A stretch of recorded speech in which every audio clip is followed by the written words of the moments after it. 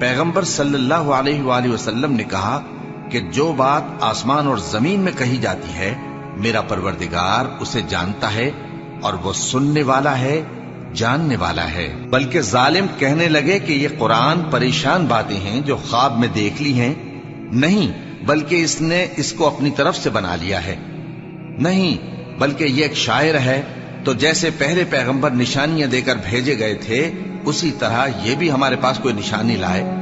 ان سے پہلے جن بستیوں کو ہم نے ہلاک کیا وہ ایمان نہیں لاتی تھیں، تو کیا یہ ایمان لے آئیں گے؟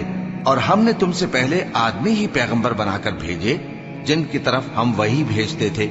اگر تم نہیں جانتے تو جو یاد رکھتے ہیں ان سے پوچھ لو۔